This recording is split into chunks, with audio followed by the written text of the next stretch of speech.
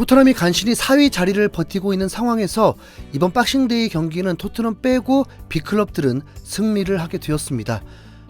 제가 실수가 있었네요. 네, 토트넘 B클럽 아니죠. 그 사이로 껴넣으려고 했던 점 사과드립니다. 목요일에 있을 맨시티가 이변을 연출하면서 승리를 못할 수도 있겠지만 승리한다고 봐야 하는 게 맞잖아요. 그렇게 되면 아스날, 리버풀, 첼시, 맨유, 거기다 뉴캐슬까지 모두 승리를 했고 토트넘만 브렌트포드와 무승부를 거뒀습니다. 승점 차는 숨이 턱 막혀온 상황입니다. 현재 4위 토트넘은 16경기를 치르고 승점 32점, 맨유는 15경기를 치르고 승점 31점, 리버풀은 15경기를 치르고 승점 25점입니다. 맨유는 9월에 한 경기가 여왕 서거로 인한 변수로 취소가 되면서 연기되었는데 그 경기는 홈 경기인데다 리즈 유나이티드 경기입니다. 승리 확률이 또 높다고 봐야죠. 그때 호날두가 있고 팀이 정비가 되지 않은 상황에서 경기를 치렀다면 모르겠지만 하필 그 경기가 연기가 되면서 맨유 확률이 더 높아졌다고 예상한 겁니다. 그 이유는 호날두가 계약 해지된 이후 리그 첫 경기인 맨유 대 노팅엄의 경기에서 시원시원한 공격과 볼 연계로 단번에 원팀이 되면서 노팅엄을 손쉽게 제압해버렸고 팀이 더 강해질 일만 남아버렸습니다. 기억하실까요? 맨유가 3년 전 전반기 최악의 상황으로 흘러가다가 1월 이적 시장에서 브루노 페르난데스 한 명 데려온 후 최종 3위로 챔스 나가게 된 것. 맨유가 실제 무시받을 때는 허접한 감독 혹은 이상한 선수가 팀을 망쳐놓고 있을 때일 뿐입니다. 맨유는 5일 전 먼저 카라바오컵 16강전을 치르면서 번리를 상대로 승리를 거뒀고 이제 노팅엄과의 홈경기에서 자비 없이 3대0 깔끔한 승리를 거두게 되었습니다. 월드컵 후유증으로 수비의 공백이 컸는데도 테나흐 감독의 유연한 전술 운영으로 선수 공백을 쉽게 메꿨습니다.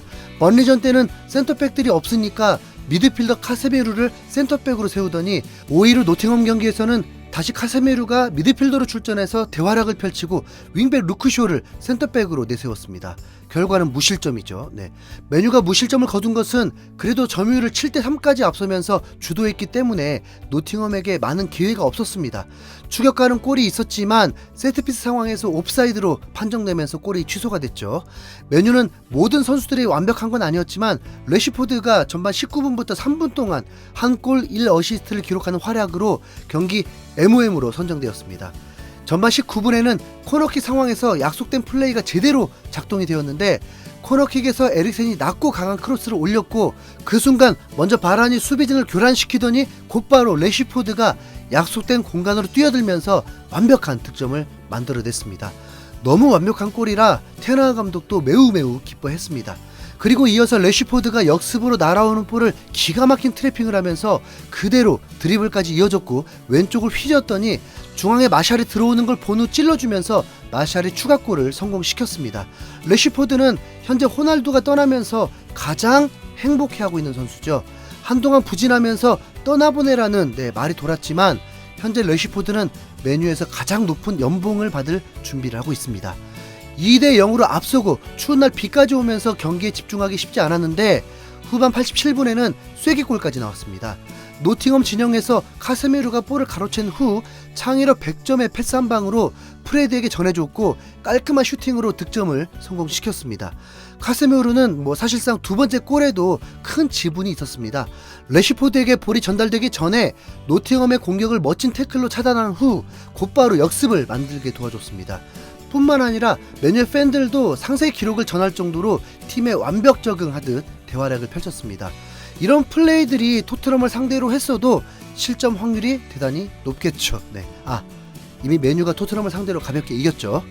맨유는 토트넘과는 완전히 다르게 주급 비싼 선수들도 많고 선수층도 두텁습니다.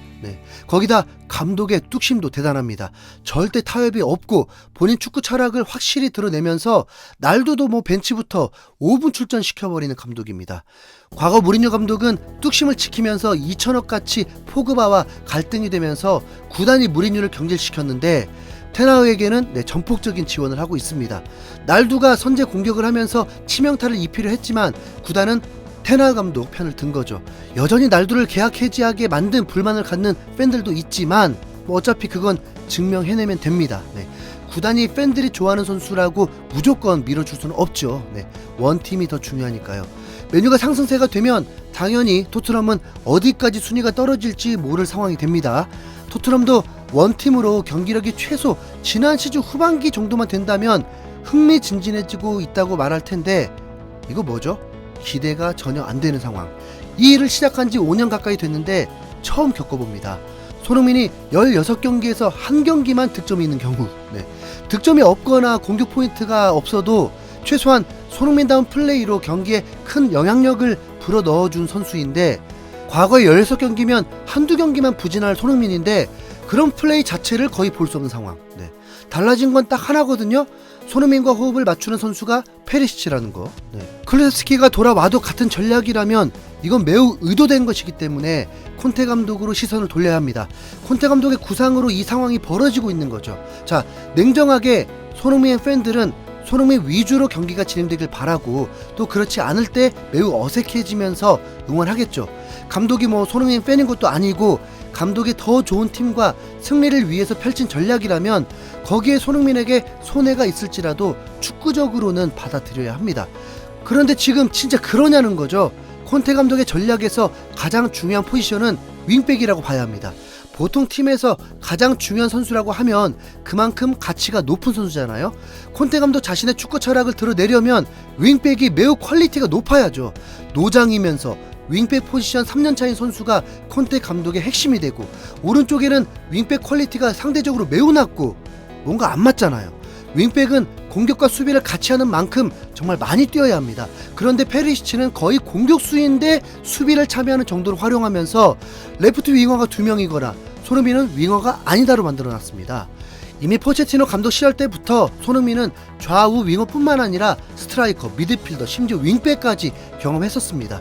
확실히 가장 잘 맞는 포지션은 윙어이고 손흥민은 달려야만 본인의 장점이 발휘되는데 달리려 하면 이미 같은 편이 공간을 막아놨고 뭐 브렌트포드전에서는 아예 역습 자체도 없더만요. 그래도 두둔할 수 있는 건 토트넘의 스쿼드가 콘테가 만든 것은 아니다라는 거. 이번 겨울 이적 시장에서 구단이 알아서 선수를 데려오는 것이 아니라 콘테 감독이 원하는 선수를 데려온다면 기대를 해볼 수는 있겠죠.